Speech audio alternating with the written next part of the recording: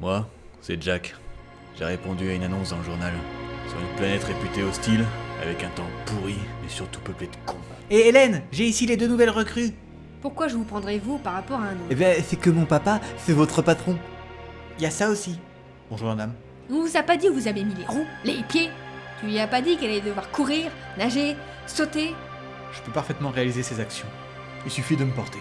Super! Chier! Putain! Merde! Alors, ça roule? Cette garce a décidé d'installer son nouveau laboratoire à la place de cet arbre. Il faut qu'ils comprennent ces gens-là que c'est pas leur sapin qui va entraver le progrès scientifique. Je vous écouterai le jour où vous serez dans votre cambrousse, à poil, avec vos saloperies de chèvre et que vous vous torcherez le cul avec vos putains de feuilles d'arbre.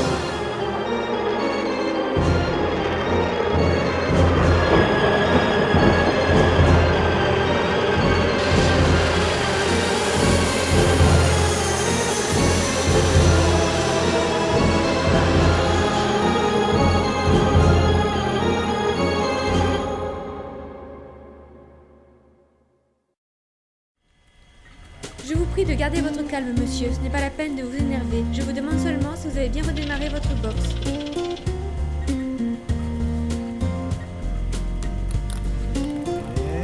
Yeah! Du premier coup. Généralement, c'est là qu'une tuile vient me tomber sur la gueule. Quoi, il t'a vraiment dit ça? Je t'avais dit de le plaquer. Être en couple avec un navire, y'a rien de qu'est-ce plus que je merdique. disais Tu vois avec Marcel. C'est quoi toutes ces conneries? De me foutre des pots de fleurs dans mon labo. Bien. Je plante des arbres pour recréer l'écosystème de la planète. Rien que ça. Et c'est quoi le but? Me faire toute une forêt vierge? Enfin bref, je répare vos conneries. Ah, si je vous suis, j'aurais sans doute droit à ma ménagerie. Oui, il y aura également des animaux. Cependant, ça prend un peu de temps. Vous n'êtes pas sans ignorer qu'on est en rupture de stock ici.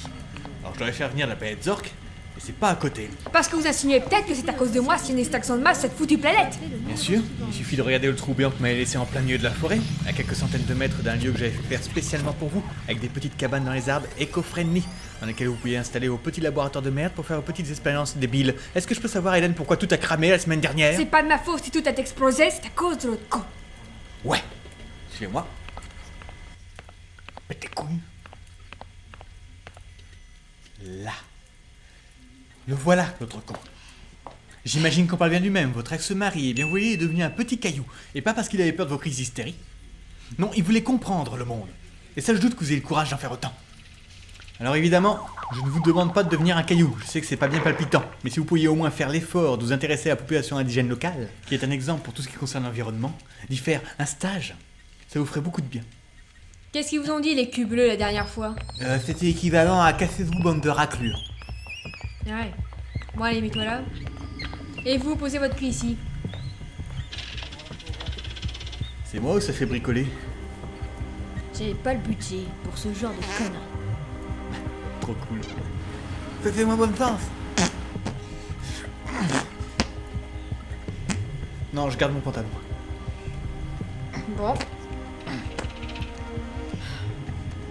Faire un stage, c'est si gros débile.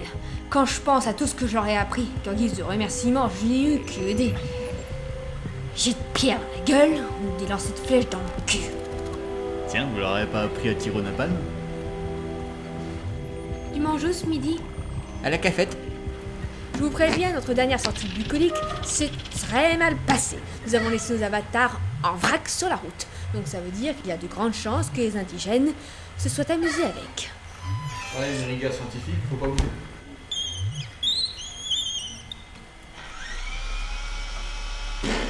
Ah, celui-là, c'est le mien. Début de l'opération, maintenant.